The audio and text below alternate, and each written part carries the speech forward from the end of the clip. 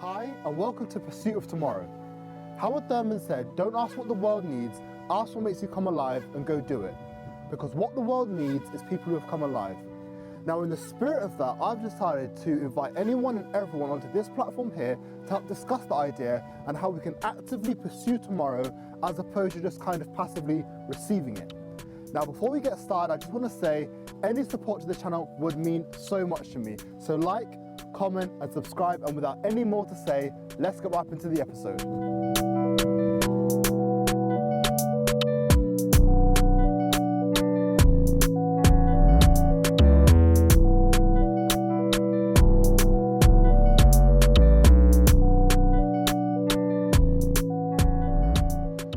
So, welcome to Pursuit of Tomorrow, and welcome Steve to Pursuit of Tomorrow. Thank you for being there today. Hey, my pleasure. Mr. Basanti, you know. Yeah. So, before we get into Pursuit of Tomorrow, Yes. I'm going to take a quick introspective look into yesterday. Okay, let's do it. So, I asked you to bring a few artifacts. Oh, actually. Wow. Do you know what? I've got some stuff in my bag, but I forgot to bring the actual things that I was gonna bring. Hey, But make up on the spot, let's see what you got. freestyle. How many 2 things? 2 or 3. Oh, how do I do that? Anything that brings positive memories for you, to be honest. Okay, well, I'm sure I got some stuff in here. Okay, I've got a gym a lock. Okay, We can talk about that. that's the one. Alright, bet. And then, wow, Steve, I did this last night as well. That's a bit short, isn't it? Short notice. Like what brings good memory? Mm-hmm. Obviously. Oh, you came correct. Alright, bet. Because I was filming today. I'll scheme. Just 2 or 3? As many as you want at this point. I'm curious. What has I got? I think that's what I got, man. I've got some perfume, but that's not really. I think that's all, bro. No stress, let's get started. Yeah. Okay, so somewhat prepared, accidentally. So we can talk about that. Apologies, guys. Go on. So, what am I doing? So, personal memories. How do these bring about? They bring about some of them. Personal memories. Okay. Or positive memories. Positive memories. All right. Let's talk about the camera. Let's talk about it. Well, I do all my video work with this camera. Mm-hmm. If it was my old camera, I could have said it was the camera that brought me to Dubai. It's the same. It was the Sony A6300. Okay, right, yeah. It's still a Sony. Yeah. Let's pretend it's the 6300. I bet. So this Sony 6300, a positive memory is filming in Dubai with Addis Miller. Oh, cool. That was with this camera. Got you. All right, and gonna improvise here. The padlock, as you can see, is pretty worn out. This is from probably 3 years ago. Okay. And I can't remember where I got it from. Mm. I think a friend. I think a friend Oscar gave me this lock to borrow. Oscar, if you want your lock back after 3 years, yeah, it's here. All right. I've got a new one by now, trust. So there you go. That was a funny memory that I just remembered now. That is his lock. Oscar Chung. That's his lock, and it's pretty funny that I still have it after 3 years. And I didn't know the code, so I found it maybe a couple weeks ago. Because I started going to the gym again. I found it a couple weeks ago, and I didn't know the code. Right. So I had to go in my gallery because I remember I took a picture of the code because no chance I was gonna remember it.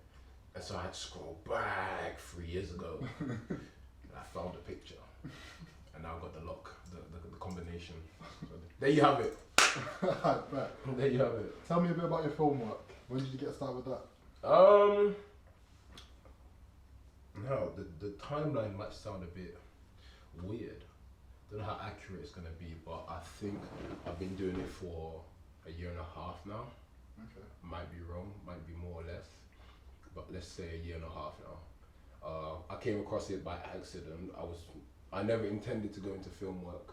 It was an accident. A friend had asked me to take a video because he saw that I had a camera. So I borrowed my partner's friend's camera at the time just to take some photos. And then they saw that I had a camera and thought I could do videos, which no, I could not. But we went forward with it anyways, made them a little 1 minute video, they enjoyed it. And then one thing led to another. And then here we are today. Now you're a full-on content designer. There you go. I'm not, you know what, yeah? I'm not a photographer and I'm not really a videographer. I'm just a content designer. That's all I do. Like just content as a whole. That's what I call myself, a content designer. Because a lot of people say, oh yeah, photographer, video, like, I wouldn't say this a lot. I mean, it's like, how long do you keep playing the game until the shoe fits? Because your photography's hard, as is your photography. I appreciate that. I mean, each their own, man. Whatever you want to call it. If you think I'm a photographer, there you go. I also think you're a filmmaker. I think, you got that all-round creative thing going for you. There you go, content designer. There you go. Alright. Yeah. Well, I also asked you to think of a song/film that brings about some personal meaning to you. Alright, I'll just think some of my notes. Can I look? Go for it. Alright. Yeah, cool. Okay, I hope I wrote it down. Okay.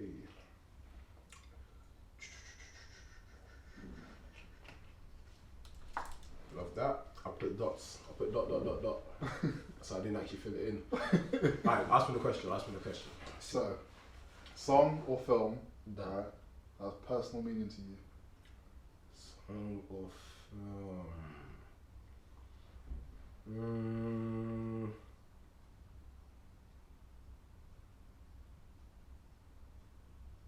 You could probably cut this long pause out.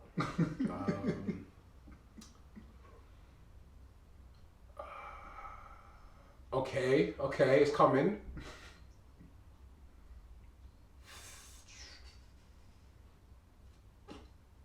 Suspense is mad. Wow. This is where you gotta be prepared, guys. Unbelievable. I'm gonna say,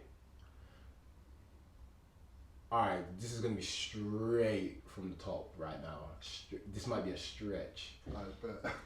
Have you watched the film In Time? I haven't, no. Have you guys watched the film In Time? Yes, you have. It's with Justin Timberlake. Okay. So the concept is like they have time on their wrists. It's like a green light, but it's like imprinted onto their arms, right? And they live their lives with time as currency. So time is everything. Right. So basically, if you want to pay for your food, you pay with time. Right. If you want to get on the train or the bus, you pay with time. Okay. But it goes hand in hand with how long you're living, because your time is also responsible for how long you're alive for. So some people have a decade, some people have days. So basically, In Time with Justin Timberlake, he lives in the ghetto, like the projects, right? So they don't have a lot of money. So they're living day by day with like 2 days, 3 days, a week.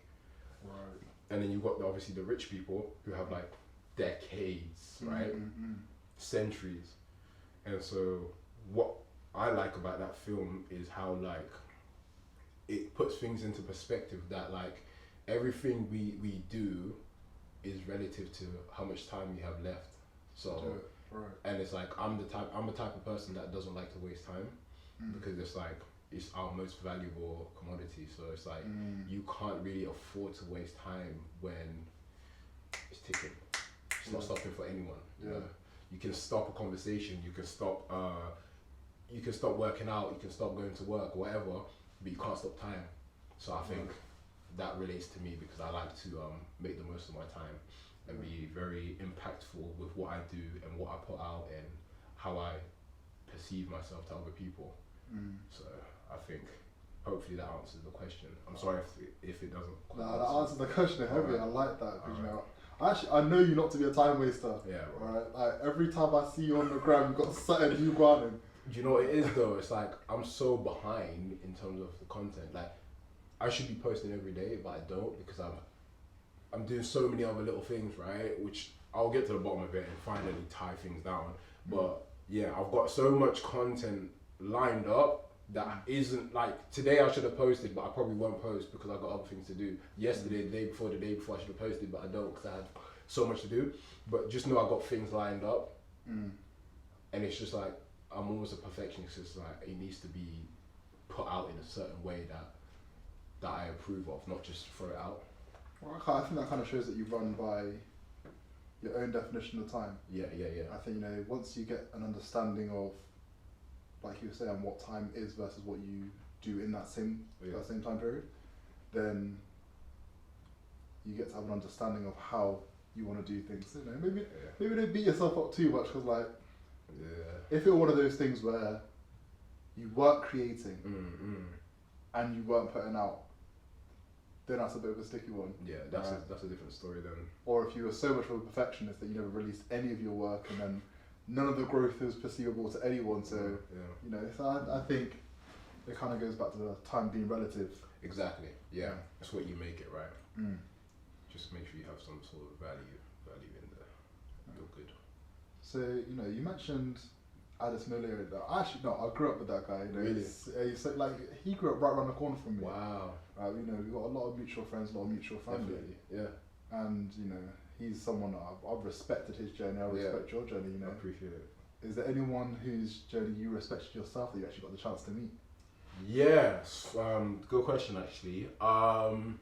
So it's weird how things happen, but it really did open my eyes, because it's like it made me realize like, wow, you really are one person away from, you know, whoever it is you look up to or whatever. Like, you're one person away from the next big thing, one person away from whoever it might be. And you know, so when I did meet Addis Miller, and when we did fly out, I actually happened to meet Odell Beckham. Oh wow. And I think to date, that is the biggest person I've met. Definitely, it has to be. Definitely the biggest person I've met. And it's like, I had absolutely no intention, no, you know, I could not even perceive me being in a position to meet Odell Beckham, because like, you're at home, you're from Oxford, you grew up in Blackburn Leeds, you know, it's like, you watch these celebrities, you watch like, I look up to LeBron James, Kyrie Irving, Odell Beckham, like, these guys are kind of like, you know, as people say, GOATs. Yeah. And it's like, what are the chances of you meeting a GOAT? What's the chances of you meeting Michael Jordan? To be fair, it's actually not even that low, because I think he pulls up at the park sometimes.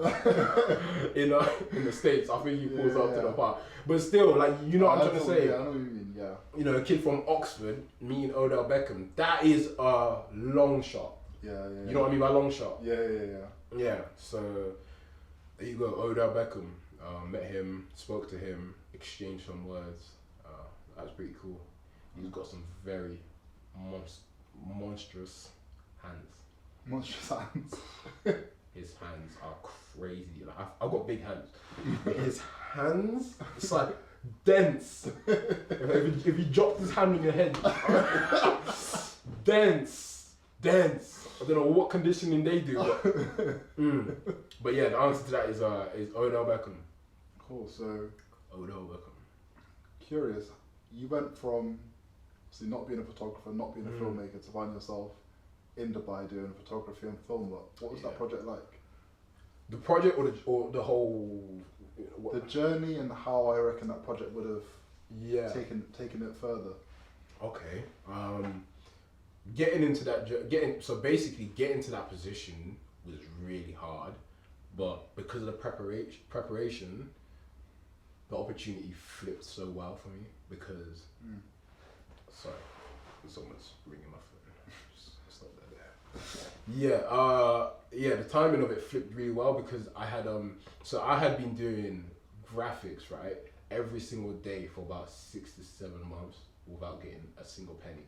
I was just waking up and just doing like 2 to 3 graphics a day every single day without fail. Maybe 1 or 2 days I failed.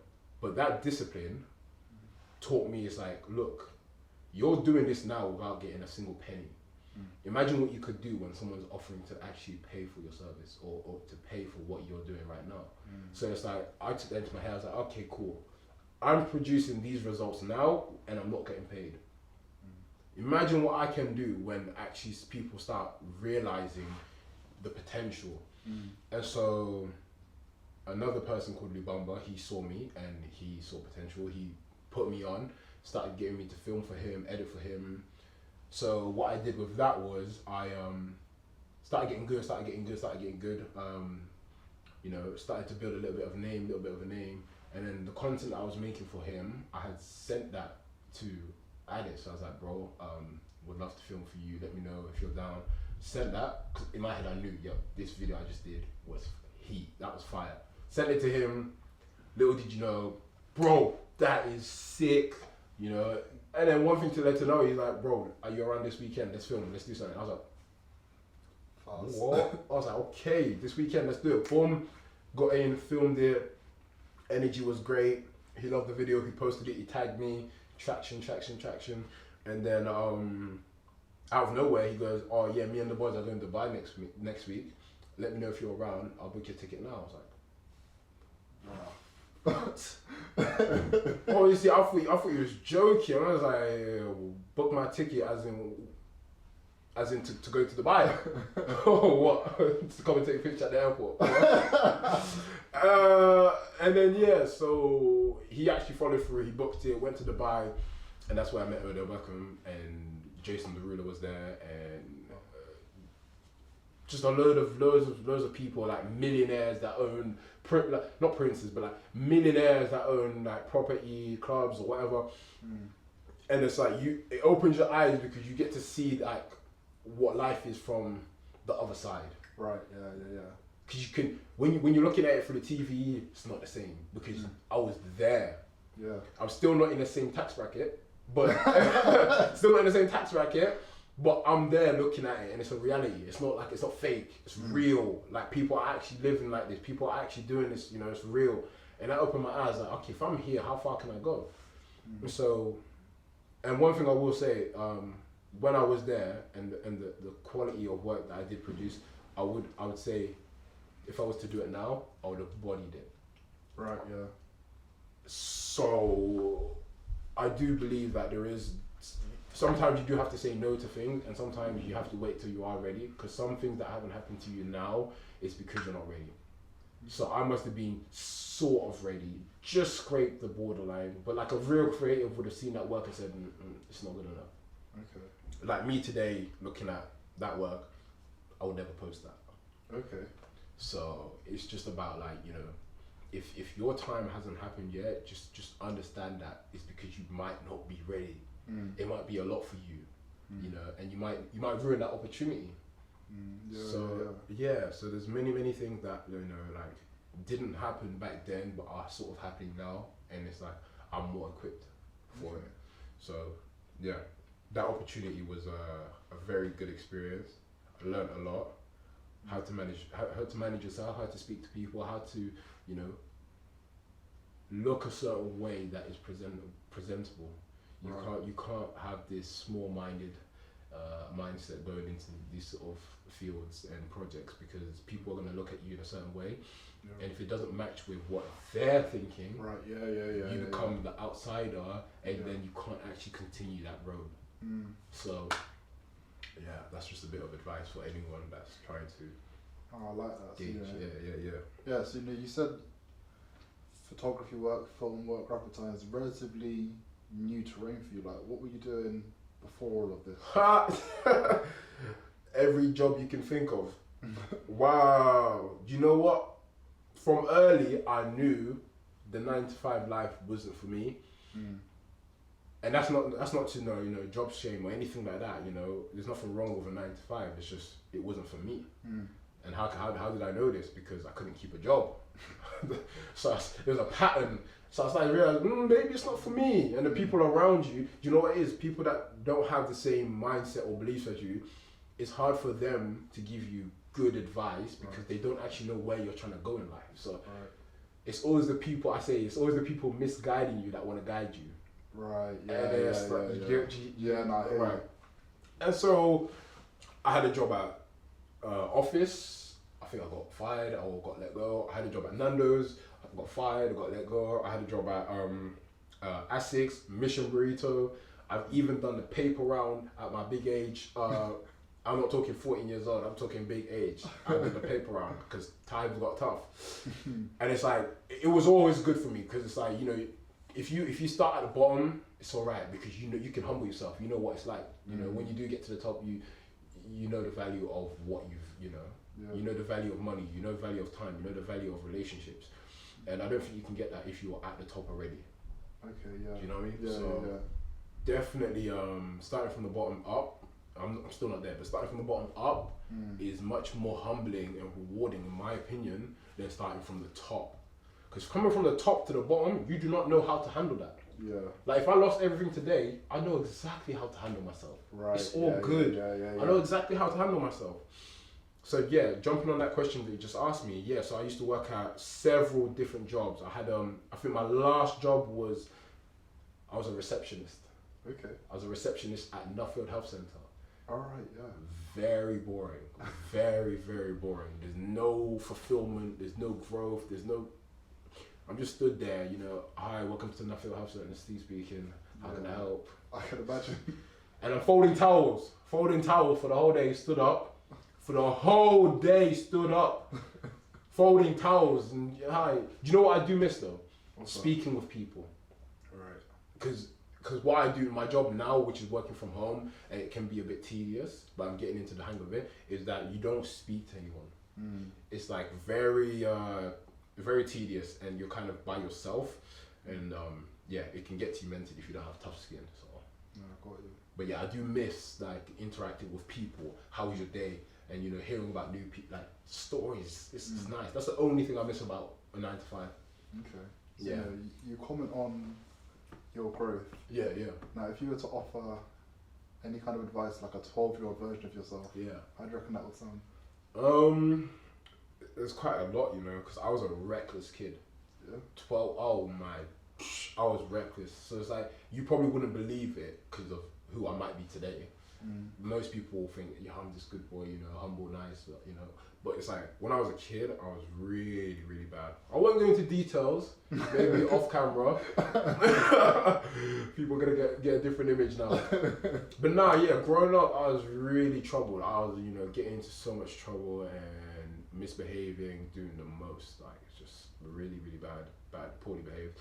But advice I would give my 12-year-old self would be to, don't chase the likes, you know.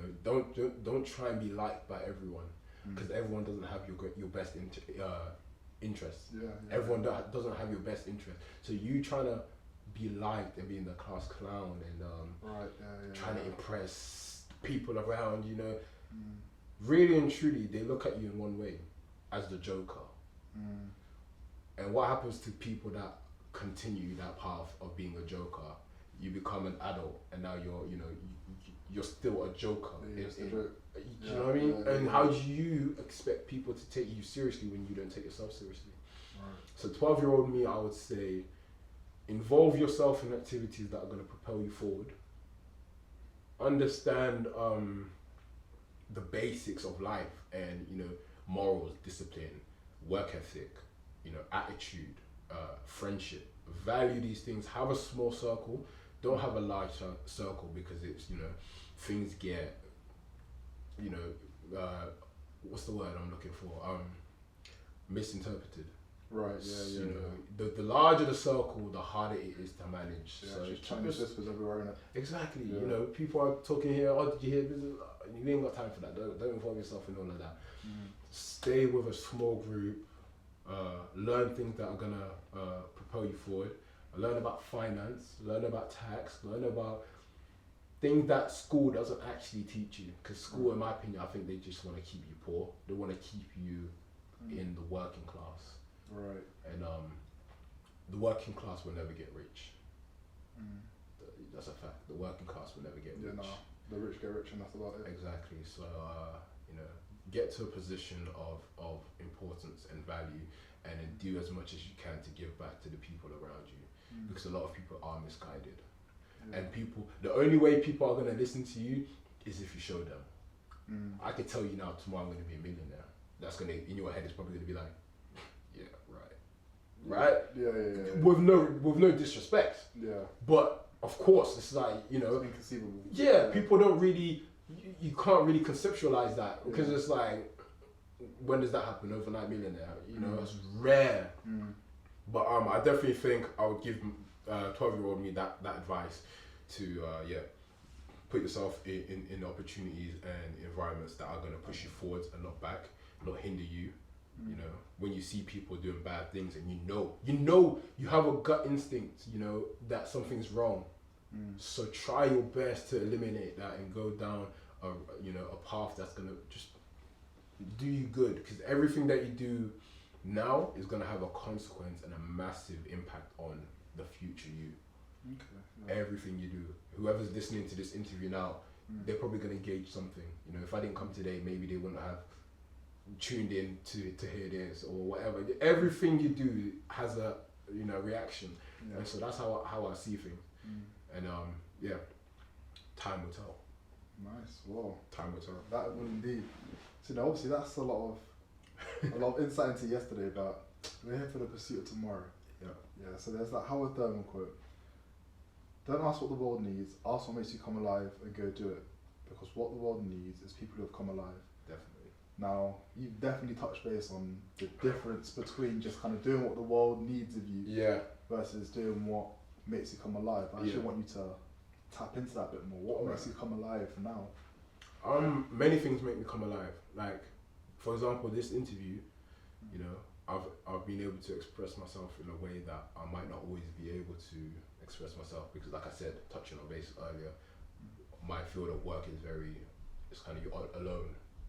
So I have many conversations with myself, not in a crazy way. Like, I know you mean, yeah, but many conversations with myself, so many different thoughts and so many different ideas, and like right now is an opportunity for me to actually express myself and to share that with the world and to actually, you know, show what goes on in my mind. So things like, you know, this, going out and being creative, whether that's going to the gym, whether that's taking photos, edits, graphics, even friendships, you know, that really allows me to express myself. And to also, the work that I put out on social media, to an extent that shows a different side of my creativeness, and hopefully it resonates with some people that are aspiring to either be in my position or surpass my position, which I hope everyone surpasses. Yeah, I hear you. You want everyone to do the best that they can with what they have. But yeah, definitely things like that make me come alive. And also, because I've got relatives and family members in, you know, as you might as well, in other countries that are maybe not undeveloped countries, that are, you know, not in the best of positions. And every time I think about that, and every time I, you got to send money back home and stuff like that. Every time I think about that, or when my mum and dad are talking about that sort of stuff, about like, you know, because I got literally blood brothers and sisters in countries that are undeveloped, suffering, you know. So when you see me apply myself every single day, there's greater meaning behind that, because how can I have the opportunity to live in the UK when I've got family members that are in a third world country suffering to get by? I can't take this opportunity for granted. I have to do everything in my power to be something great, something in a position where I can give back. Because ultimately, if you're not making somebody else's life better, you're wasting your time. That's a fact. You know, argue with yourself. It's a fact. We're here to make somebody else's life better. You know, you were not born so that you can come and be a tyrant and to waste time and to be, you know, all of the things above. But yeah, give back and do what's right. I don't know if I answered all your questions, but hopefully somewhat. I love the expression. I think, you know, the whole point of these interviews were to give them something of a structure so that they stay on brand, but it's also to actually be able to dive into the individual that I'm interviewing at the time. So no, I appreciate how much you're able just to express yourself and get into it, you know. Now, obviously you speak about opportunities that you're able to create for yourself. you're literally wearing some of your own opportunities at the moment, aren't you? I like what you did there. Yeah. So you know, yes. How did that start? Okay, so we so I run this business called Cavelli London with my partner Mila. So we do this together, and so we had a business beforehand, which is, you can call it a prototype. Right. So A little proof of concept. exactly. So just to see if this stuff is real, like, can you actually? Is this just what you see on TV, people winning, or can you actually do it as well? Because I would only see these things online, like, oh, so and so has made a brand, so and so has done this, and they've gone successful with it. So it was like, okay, well, let's. I think initially I came up with the idea, and then Mila was like, let's roll with it, and you know, so we rolled with it. We did that for a year, you know, saw growth, saw potential, and then we're like, okay, so there's definitely something here. And then we said, okay, now let's make the real one, which was Cavelli London. And so from there, we started to try scale it, better ideas, better branding, better marketing, and have a stronger business plan that we follow, and we've actually managed to tick off what we said we would do. So that's always a good thing. So yeah, wearing a pair of Rival collection bottoms here in powder blue. So yeah, I like that. You know, always, as I said, man, I always respect your work ethic. You know, like I say, anything, everything you put your mind to comes into fruition. Appreciate that, man. And that's rare. Yeah, Because I think, you know, my nan always said, talk is cheap, but it takes money to buy land. Oof. I'm gonna have to steal that one. I'm gonna have to steal that one. That was fresh from my Nana James, and I think the first time she said that to me, I didn't actually understand it. Yeah. And then as I got older and as I started putting my own things into practice, it's like, alright, cool. It's very easy to speak about these things. You know, I've got a whole notebook about even this right here, and I'm sure you've got the same thing that you've headlined. But now you know you've got to put the work in, and the work. Yeah, the talk can be as cheap as you want, but if you want to buy the land, gotta have the money. Yeah, I always say, like, you might not. It's rare that you'll see me talk about something before it's happened. It's rare. Like, maybe I'll say it to myself or my partner or whatever.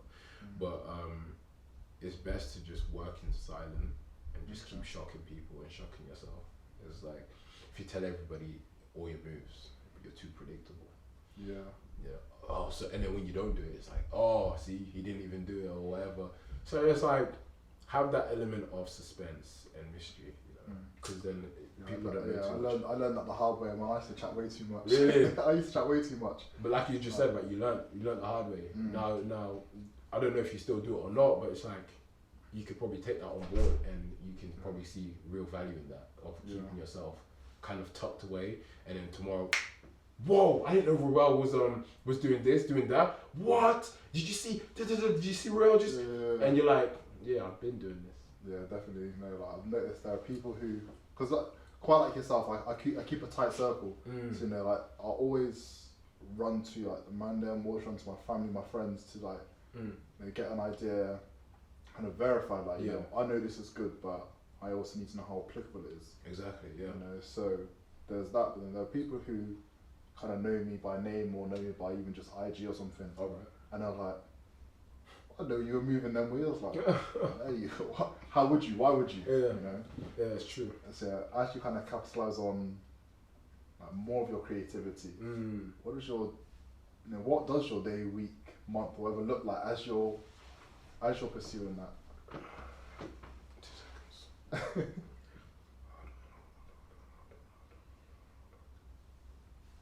Right, I see you. Them ones. He knows. That's confidential information. Yeah. So going forward from there, I think maybe people sometimes don't understand when I say I'm busy. Like there's, do you know, there's like people that say they're busy, and then there's different tiers of busy. Yeah. There's not a day that I have where I don't do work. Like there's not. Someone here? Yeah, probably. There's not a day that goes by where I don't apply myself. Literally, there's not a single day. It's impossible. Even if I had a broken leg, I would still do something. And what really bugs me, yeah, you know, sorry if you might be one of these people, no disrespect. There are some people, individuals, right, which you need to get out of the habit of, like, how can I put it without being too harsh? No, be harsh. Better people know. Better people know. It's like, you might be at a disadvantage. For instance, you might have a broken leg. You might have one eye. But there's no excuse for you to not go out and get it regardless. No, Imagine I'm not where I want to be. Imagine I'm 2 years behind because I was messing about for 2 years. And then one day, you know, I hurt myself, but I hurt myself in a way which I can still apply myself. I can still go out. But because something has happened, I give myself the excuse not to go out and get it, although I'm already 2 years behind. Yeah. You can't waste time if you're behind. If you're not where you want to be, you can't afford to waste that time. What business do I have being in a club if I know I've got to be up at 6 a.m. to go get it? You know, what business do I have drinking, smoking, if I have an underlying health issue? What am I doing? Don't put yourself further out than you need to. Exactly, because a lot of people think they have time. A lot of people think that, oh, you know, I'll just do it tomorrow. I'll just do it the day after. Of course, I'm not perfect. I sometimes say, oh yeah, I'll just do this one tomorrow. You know, but I've done X, Y, and Z already. Yeah. But don't get into the habit of putting things off. All these little things that you might think aren't important, those are the things that you should be executing. Like, wake up, do your bed. Like, that's a very basic task. Wake up and do your bed. You've achieved something. What's next? Because if you can't even do these little things, how are you going to do the big things? You start scratching your head. Oh, I really want to meet Wes from Love Island. I really want to. I really want to meet Bugsy Malone, or whatever it might be. How are you going to get there if you can't do the basic things in your life, the very basic things? It might be a fluke chance that you meet him or whatever, but learn to execute on the very basic things, the little things. Don't make excuses, because it only sounds the best to you. Yeah. Right? Yeah. Who's it benefiting? Yeah. In your head, it's benefiting you, but in reality, it's actually giving you the biggest disadvantage. Yeah, because in the end, they're not even excuses, they're just justifications. Yeah, Let me justify why I slept for 12 hours today, as opposed to, you know, waking up early to clear my tasks. You know, don't give yourself excuses. Just go out there and get it. If you say you're going to do something, make sure you do it. Yeah, you know, I actually got that from my uncle as well. So he's a writer. Oh, right. And he said, like, you know, you'll never catch him empty-handed. And he could just be out on the street, mind his business, doing his thing. Yeah. Let someone ask what he's on. Yeah. Right? He can literally bust a script out of his pocket. Wow. There was times that the guy would literally carry around hard copies. Like, now I think you've got a little memory stick that he keeps. Right? But it's like, technology advanced. Yeah. You know what I mean? Put everything in the cloud and all that. But I think the principle of that is, you know, if someone really were to really catch you and say, like, oh, so you say you've got all these ideas, but it's like, yeah, they're not just ideas. They're ideas because they're concepts. Yes. But the concept is only that until I bring it into fruition, and that's what you move towards. Yeah. You know, so obviously there's a version of you that has already ticked off every single box for this, you know, this period of your life. You know. Now, what advice do you think that person would actually have for you? If they had some words of encouragement to offer you right now, future version of me, offering you advice, what do you reckon they'd say? So the future version of me giving me advice now. Okay. Stay on course. What you're doing, you know, stay on course. Your head's in the right direction. I would say continue to dive into areas that may be lacking. Because I really like philosophy. I really like you know, finance, and I'm not somebody that is good at articulating themselves. I'm surprised I'm even speaking without stuttering and without, you know, messing up, or, you know, because I've found it really difficult to articulate myself and to actually from here to here, like the connection from what's here is 1,000 things going on a second, And the hardest thing is to pick and make sure what comes out your mouth is in lines sync. up, You know, because sometimes I'm thinking of too many things. I might jump from A to B to Z. Right. Yeah. To Q to B to R. I'm like, where are you going? This is not in my control because I don't know. I can talk for days. I have so much in my mind, so much to actually express myself with. But I would say, future version of me would say, continue to dive into the areas that are going to push you forward, like I would give to past 12-year-old Steve. That's who the future Steve of 12-year-old Steve is me. Right. So the advice that I'm giving 12-year-old Steve is pretty much the same advice that future me now will be telling me. I don't know if that made sense. Heavy. Nah, but I think what you comment on there is like, it's more than just advice. It's about core belief. Exactly. Yeah.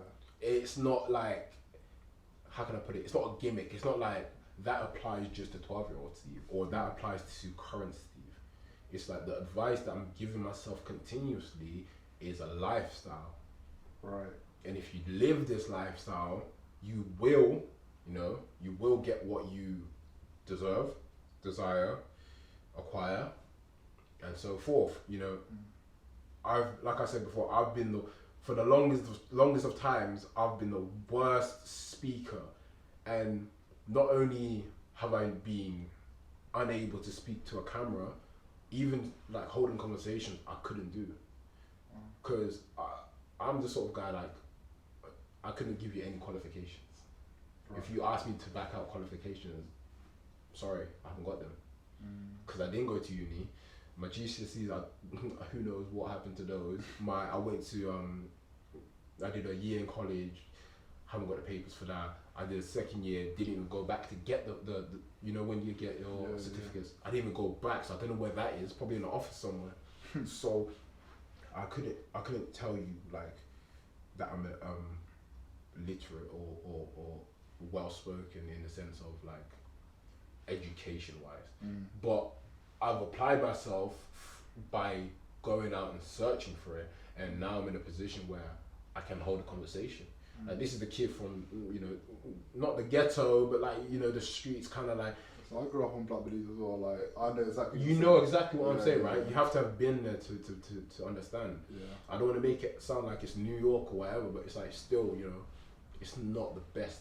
Yeah. It's not the best, but managed to still stay on track and to sort of mold the person that I want to be, because I want to be somebody that's well spoken, somebody that's highly respected, not for vanity metrics, not to look good in the sense of like, oh, look at me, Yeah.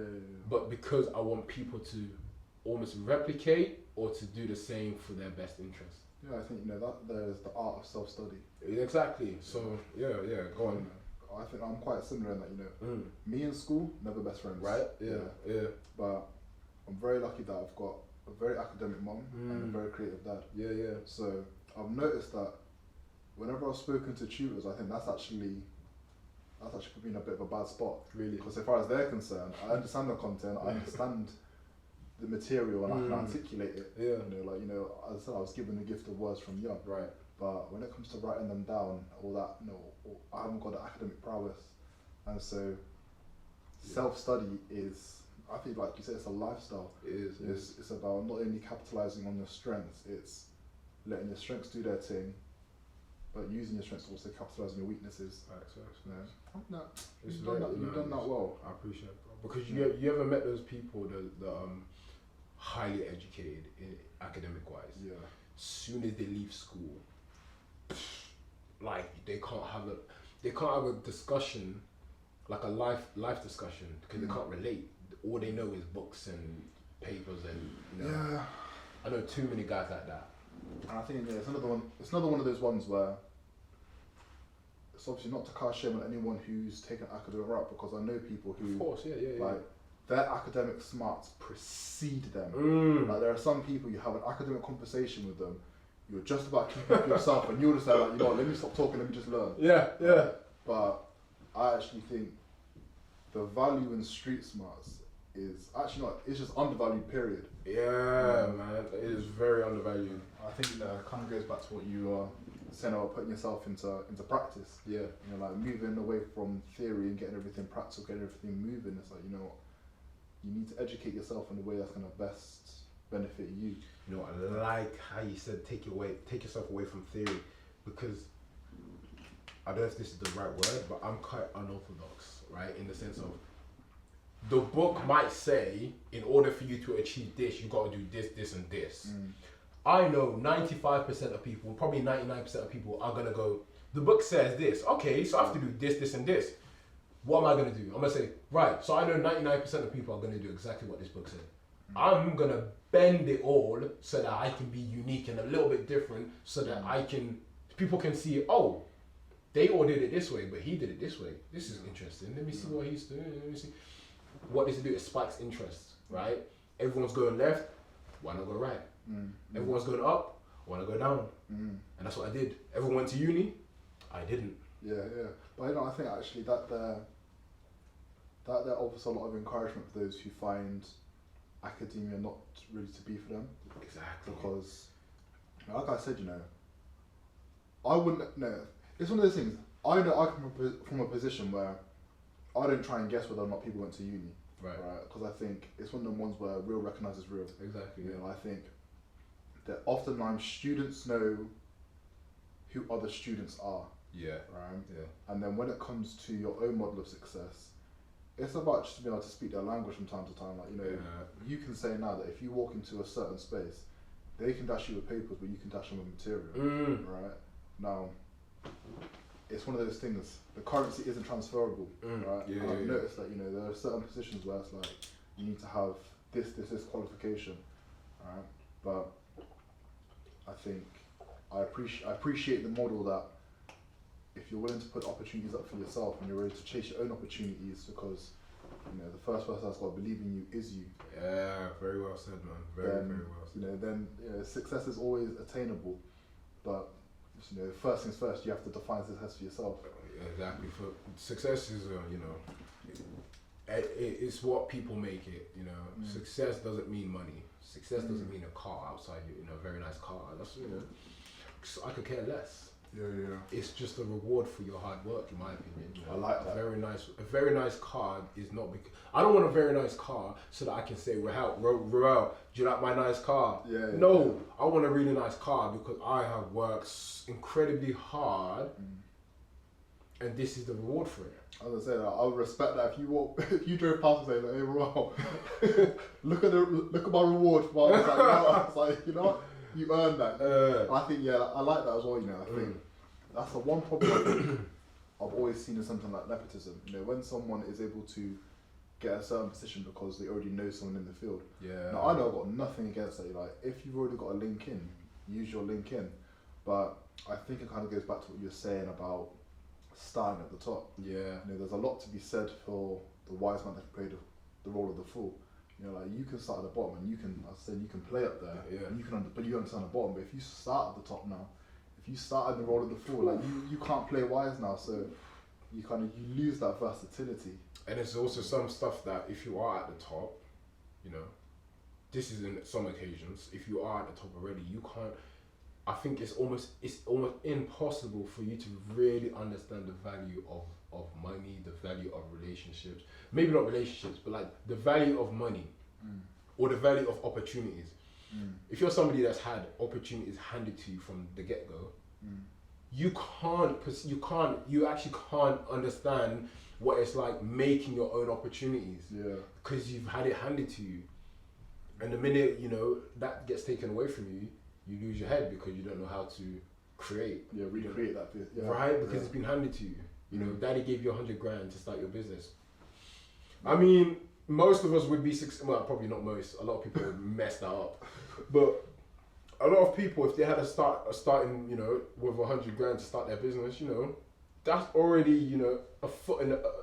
If you're starting a race, you've got a foot, 2 feet, maybe even a meter ahead. If that gap is almost impossible to cover up. Yeah, to close. Yeah. Because you're so far ahead. But if you do, obviously, like I always say, you know, if you really want it, you can have it.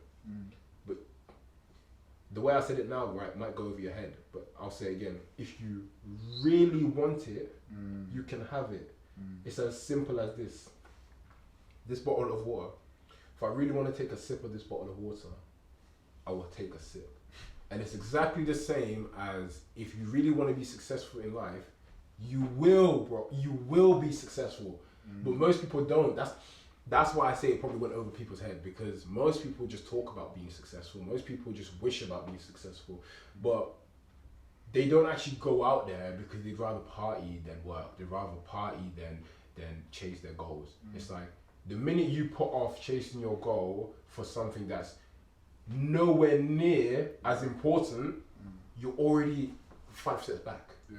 Because the same way someone's fighting for my spot, I'm fighting to take your spot. Yeah. And that's not in a malicious way or like oh yeah, I can't wait to take your spot. No, that's because in life people respect you for your position, not for who you are. That's what I say about keeping a small circle. Yeah. That small circle respects you for who you are. But in life, you know, whatever accolades, whatever rewards, whatever position you get to, that position is what's being rewarded. Yeah. Remember that. Yeah.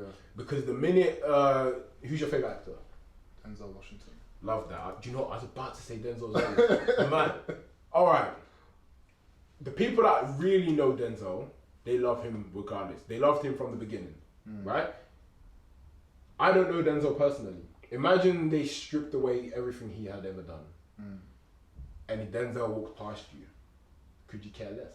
It's just another person, right? Yeah. But because you know what you know he's rich, you know he could probably change your life, you think, and you know he's done good films, you probably think straight away, and this is innate, like, with prejudice. Yeah. It's innate with prejudice. You already know, like, okay, I want to treat this guy really, really well because of what he holds. Yeah. But if it was a tramp or a homeless person, you wouldn't treat that same person with this, you wouldn't treat Denzel the same way you treat a homeless person, which in my opinion is wrong. Treat that homeless person the same way you would treat Denzel. Not because Denzel is the level of but because you need to have that level of respect for absolutely everybody you meet. Not because, oh, this guy could potentially help me and better my position. You have to hold that with everything you can imagine. Like everything you can imagine, you hold that same level of respect from a homeless man to Denzel Washington to the president. Obviously, take that with a pinch of salt, but you get what I'm trying to say. In terms of like, you can't really affect. Well, you can bring about effects, but in terms of those that are around you, they're around you, right? The one constant you have is yourself, right? So it's like, there are going to be people who might disrespect you. Yeah. I mean, truth be told, homeless person could treat you nice, Denzel could do you dirty. Yeah. Now you're gonna hold him higher regard. It's less about who Denzel is. It's more about who he actually is. And who's the idiot who, let's say, Denzel Washington treats you like garbage, but you still hold him as almost royalty or whatever. Yeah. Do you know how stupid you look? Facts. Like why are you doing that? Just because you're hoping he can change your life, but that's already wrong. It's like chasing a goal, but you're only doing it for the benefit of the money. You're never going to be as good as a person who's doing it because they want to be better at the skill. Right? You can't. Like you can't say I want to be Picasso level, but I want to earn X amount of money. Like that's the only. Like I really want to earn this much money. Like, your head's already in the wrong direction. Yeah. You want to be like, I want to be so good, and guess what starts coming in? Money. Yeah. But if you're here, I want to make money. You're not focusing on your skills, so you can't actually. You're focusing on trying to make the money, but you're not focusing on your actual development and skills. Yeah. And that's why social media comes in at a very negative for people that aren't strong-minded, because social media shows you what Instagram is Instaglam. It just shows you the glamorous side of things. They don't know the hustle. They don't know the dedication. People see Elon Musk made a Tesla. They think crazy, like, oh my gosh, he must be living life. Do you know how his day looks like? To get that, to do that. So put things into perspective and don't think everything you see online is as it seems. So yeah. I think that actually brings it full circle to that quote there. It's like, there's what the world needs versus what makes you come alive. And if you prioritize what the world needs over what makes you come alive, and even if you get what you think your world needs, you're going to be dead inside as you're doing it. Yeah, yeah. You know? And then what's the point? Exactly. You know, you take all the passion out of something, and you know, you're just another drone. Yeah. I got a question for you though. I bet. Alright, see how you do. Very basic, but I want you to expand as much as you can. Okay. Do you think everybody can make it in life? Make it in the sense of, okay, not like somebody's term of success is being a mother. Well, actually, that's exactly how I was going to answer. Exactly. Like, That's why I had to dismiss that quick. no. I was going to take that answer, but you hear what I'm saying. Go on. When you say make it, I think that obviously depends on someone's definition of make it. Yeah, exactly. And so when I hear that, right, and obviously, you know, I build a whole webcast around the idea of coming alive. I think everyone has the opportunity to come alive. I feel like everyone has the opportunity to bring about their own definition of success.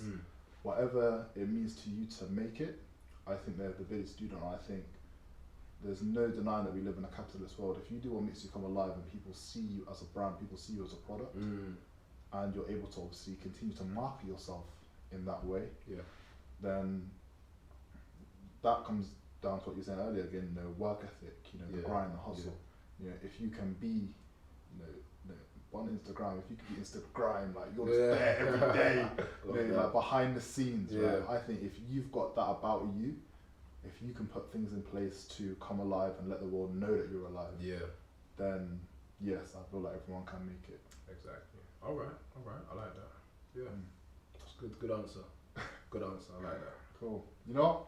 I'm gonna bring this interview on a close on that one because I think that perfectly captures what we're about for today. Definitely. I appreciate you having me on board. Can't wait to see when this is out. I appreciate you coming through. As I said, I know you're a busy man. You showed me your calendar, man. That kid looks like a book. But yeah, thank you to everyone who tuned in to this episode of Pursuit of Tomorrow. We've got Basanti to hear today. I'll put all those links in the description below. Like I said, this guy's got a trip. He's got a lot of things going for him, so you'll be able to see what he's got going on. Hey, that's love. I appreciate that as always. Hope you continue to smash it, and we'll catch up when we catch up. Appreciate it, bro. Cool. See you guys next week. Peace.